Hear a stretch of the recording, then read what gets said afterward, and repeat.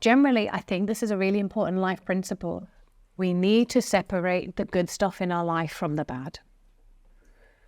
And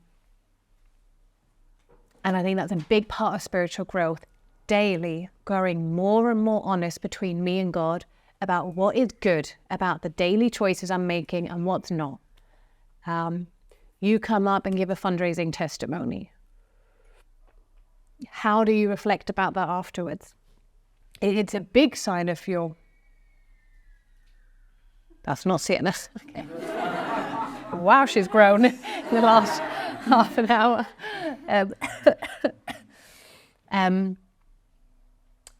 It's a big sign of your maturity and where you're at spiritually.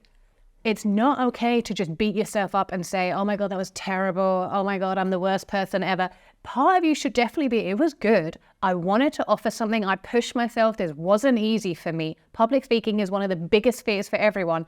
I did it. This was a sign of me stepping out of my comfort zone. I'm proud. However, there was part of it, I was really just trying to show off. I was just trying to be funny. I wasn't really sharing what I genuinely experienced. That's not good. I don't want to grow that in myself. And it's not who I want to be. This is a normal part of growing, that we are reflecting and becoming more and more honest, not with others, but first of all with ourselves and between me and God, of how are we really living and what's really going on inside. But also that there's something much more serious regarding this area. And spiritually and physically, I don't think we should think things are so different. Physically, it's really the same. If you have something bad go in your body, you're going to get sick until it comes out. It's a physical principle. You can't live any other way. You can't digest some really rotten, what goes really bad, rotten milk, 3 months old, and you're just too tired and you come back fundraising and you drink it. And not get sick. And luckily, physically, it works that way. There is a way. It will either come out this way, it will come out that way, or we will need to take some medicine, but there's some process that happens. Spiritually, it's the same. The difference is it never happens automatically. We can live our lives with some of these bad things that we've ingested or done or experienced and not dealt with. And it's a big price to pay, because they will make us feel guilty, unworthy, needing to hide, needing to isolate ourselves, feeling no one else has gone through what I've gone through. No one is as bad as I am. And so we need to go through this process of getting rid of the bad stuff, the mistakes, the bits where we fell short. If we don't, the mistakes will start to separate us from goodness. They will start to burden us. And especially in the blessing, that is torture. That is torture to live with someone for life, constantly worrying if they will find this thing out about you that you've never told anyone and dealt with. Constantly feeling unworthy, that if they really knew you, they wouldn't love you as much as they think they would. That is torture, to live with someone that you really want to love and not be able to go all in because there's something you haven't resolved.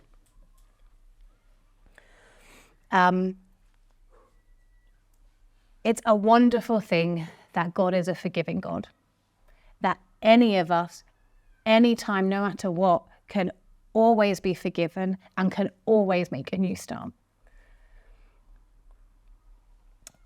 But it's also a very big responsibility that no one else can take for us.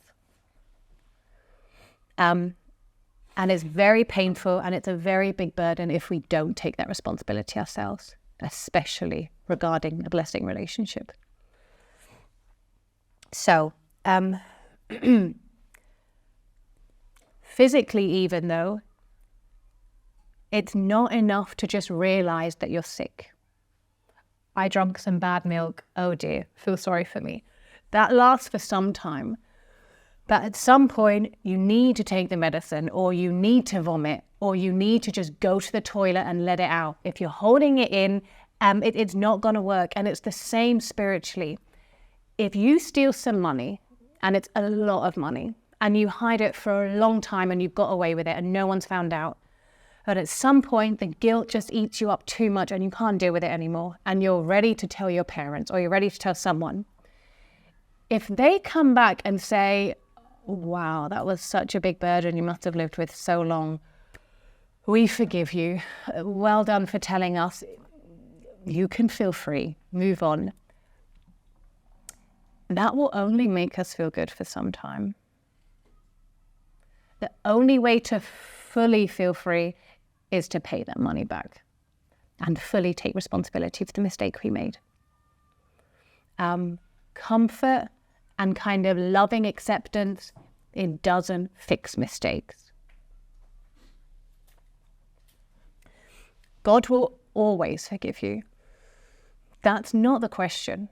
For me, this whole area about fixing mistake, it's much less about forgiveness. And it's much more about responsibility.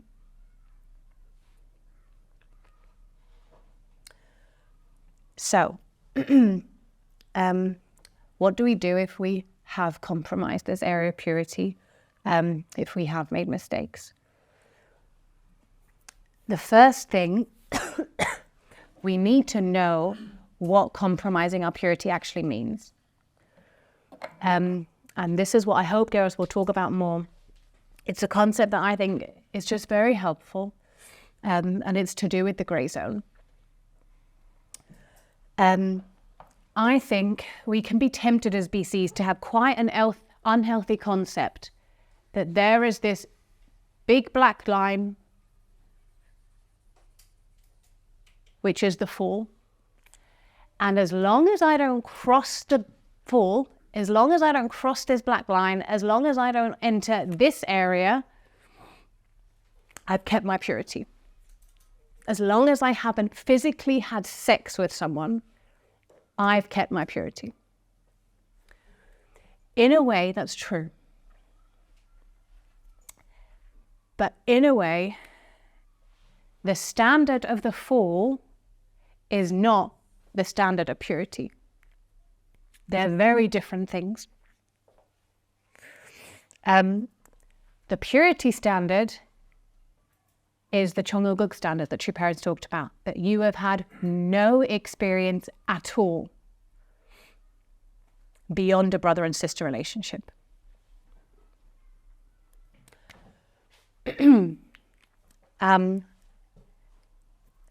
These are two very separate lines, and it can just be helpful to imagine this is the black line, the black zone, once you've had sex and you've fallen.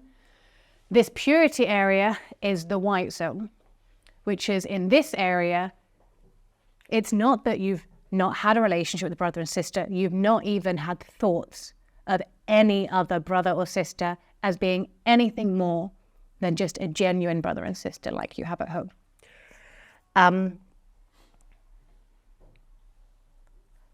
This makes things quite different.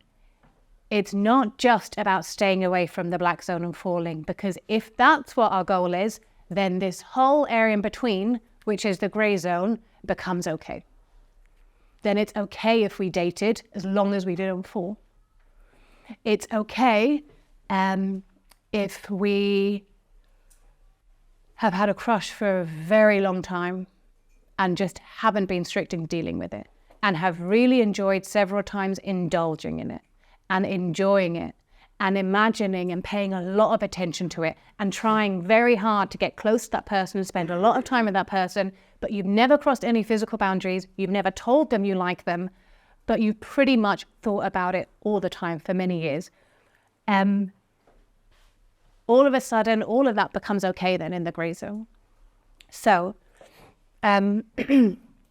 our goal for the blessing, our goal as BCs, is that we live in the white zone. That we get as close to the white zone always as possible. That somehow that's our lifelong mission, where we are trying to purify ourselves more and more and more to live in that area. And so we need to be aware it's not about the black line only. That's serious, yes. And that needs a special let's say, indemnity process, going through a forgiveness ceremony, living your life very differently for a certain amount of time, going through confession, it needs all of that. Having had many sexual experiences with many partners, that's even more in the dark zone. But I think for us it's helpful to be honest with anything, anytime that we've entered the grey zone, anytime where we've opened our hearts to something that should have been kept for our future spouse. And that includes emotionally opening something up, in our thoughts opening something up.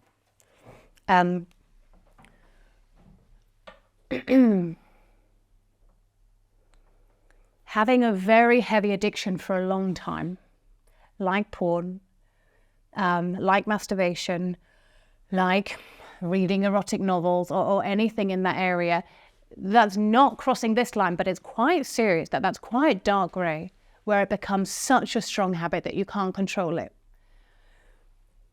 Doing it just once because you were around some friends that were talking about it, you were young, you had no idea about it, but you were just curious and you just tried some of those things, that's quite different.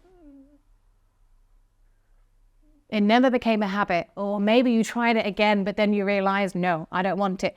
But it's still in the grey zone. Flirting.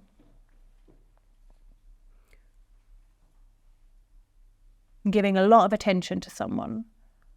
Forming some exclusive relationship. And then letting it turn into something becoming a bit physical. Starting to kiss.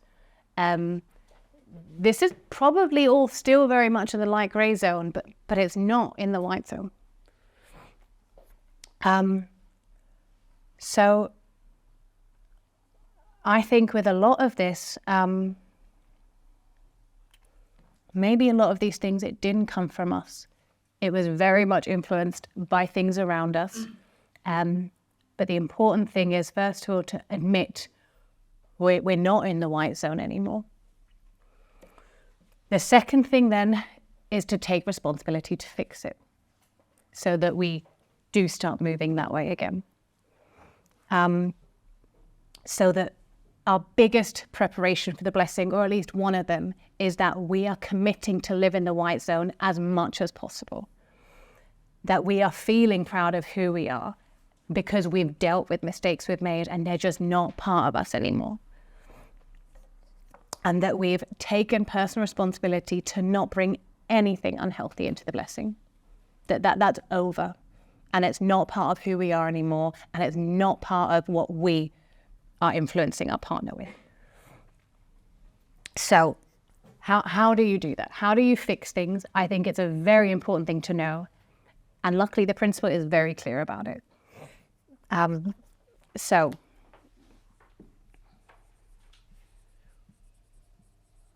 I'm sure you've heard of these 3 steps.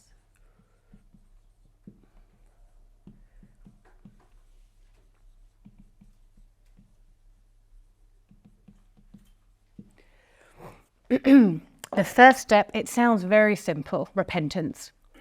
But I think for some of you, for some of us, that may be the biggest challenge. Repentance is about admitting, it's not anyone else, it's about admitting to yourself, first of all, that you made a mistake and what you did was actually wrong. Many of us often pretend to ourselves that once something like that's happened, we were meant to go through it so that we could learn something. We were meant to date, we were meant to fall for someone because then we would really know the value of the blessing and we would never date again. For some of us, that's the biggest challenge, to stop lying to ourselves and to stop fooling ourselves. Anything in this purity area, anything in the grey zone, and definitely the black zone, is very painful to God. It's never something that God would want you to go through in order to learn a deeper lesson. Never.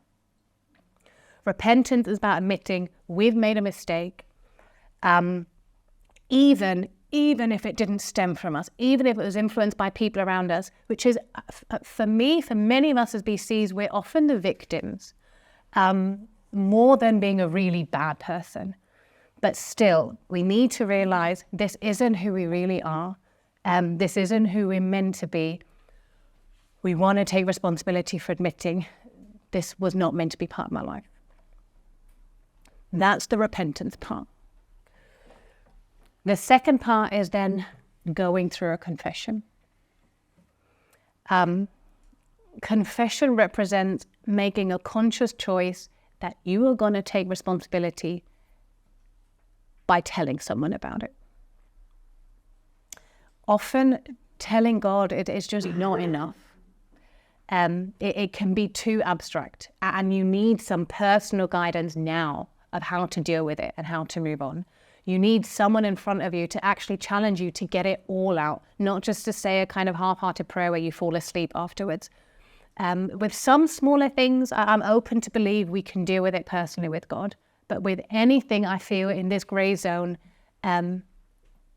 it's really important to actually have these vertical relationships where we go to someone physical who can stand in place of God and actually guide us. When you go to the blessing, you need to do a blessing interview, and you will do a full confession then of anything that's got in the way of your purity lifestyle. But I think this is also just general guidance. We don't need to wait until we want to be blessed to take responsibility for our mistakes. A confession, maybe for some of you, is actually more important to do sooner.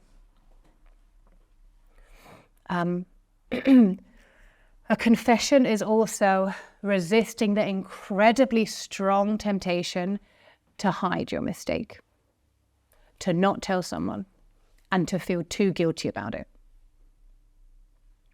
And I think for many of our species, that's the biggest temptation. It's really strong. And for me, that never comes from God.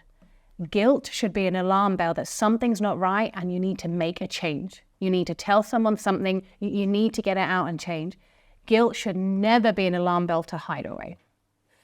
That's Satan's way of working, to keep you feeling incredibly down and guilty that there's no hope. God's way is always, let's deal with this now, let's get rid of this, let's make a new start now.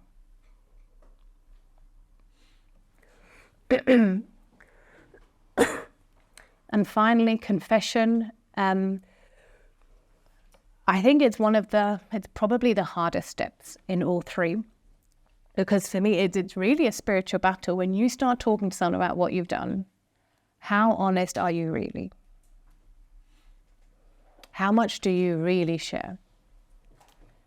How much are you tempted to blame something or someone else for what happened? And how much are you genuinely trying to take full responsibility for what's become part of your life that you just don't want in your life anymore?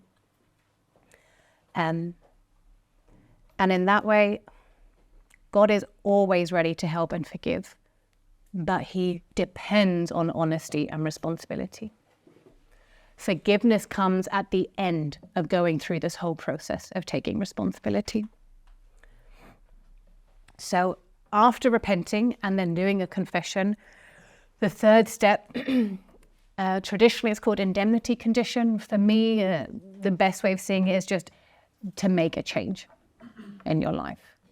And the biggest change is that you will live your life differently. You will change your lifestyle. If the issue was masturbation, if the issue was alcohol, if the issue was dating, your condition to change is that those things are not part of your life anymore, and you will live differently, free of those habits. And this is where it can be very helpful to have someone to guide you through it. To start by maybe 3 months or 6 month condition where you're reporting to them. To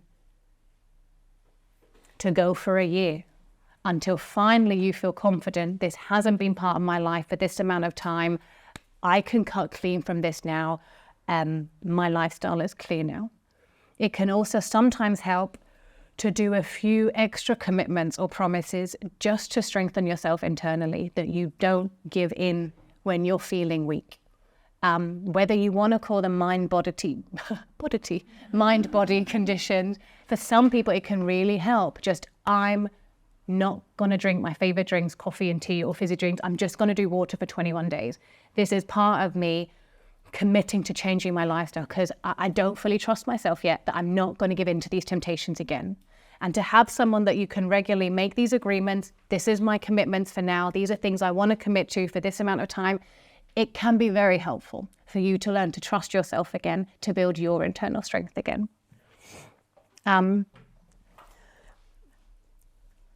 There's much more to go into, but that will be more connected to the blessing of, especially with serious things, how long they need to not have been part of your life before you can seriously consider going to the blessing.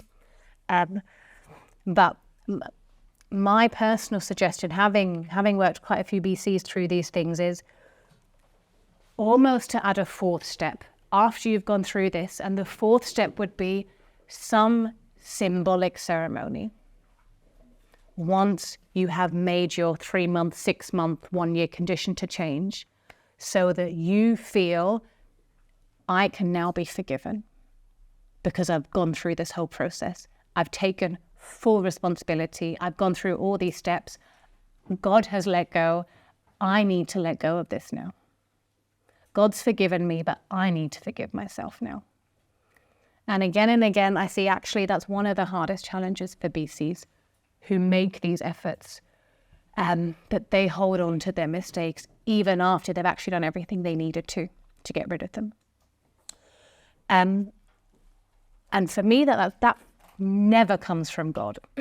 That is always, however you want to say, Satan or your fallen mind, your fallen conscious, trying to hold on to anything that will make you feel you can't make progress, that will make you feel anything other than hope that your future can now be better and can now be free of this. So Julius, he had a good analogy a few years ago that I think can be very helpful. Apologies, it's connected to the area of farting. Let's just go with it. It's a poo analogy. For some of you that may have heard it, I just think it's great. To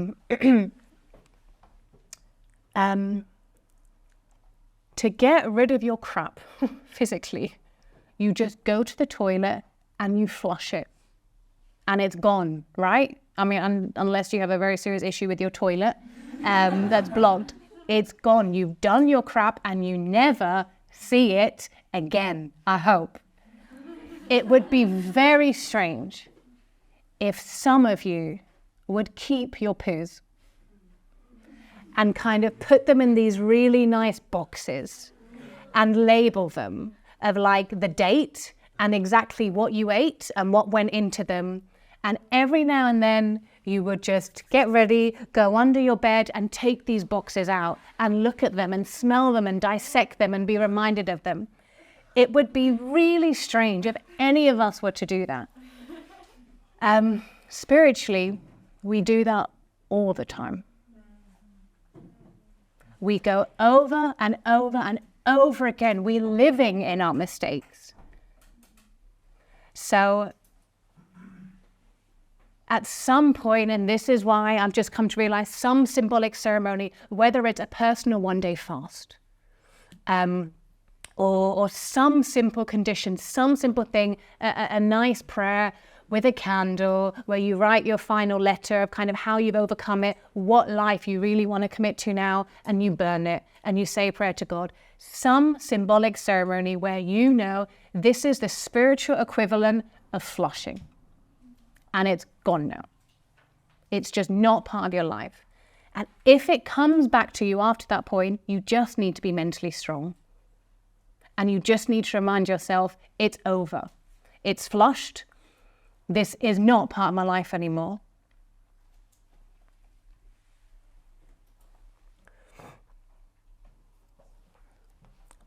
Because always, the most important thing is that you're pure now. That you want to be better now. That you want to commit to a better purity lifestyle now. That you want to move forward and be closer to the white zone now. It's not about your past. God isn't interested. He's interested in who you are now and who you can become. He doesn't see you as, Yebony that made that mistake when she was 14. It's there though.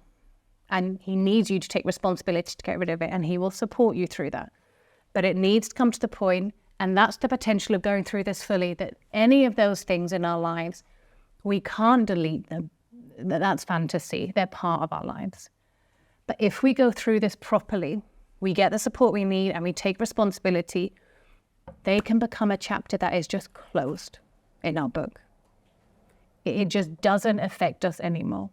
Emotionally, it's not there. Spiritually, internally, it's just not part of our lives, and it's over. And we're not bringing any of that into the blessing anymore. It's just not who we are when we enter the blessing.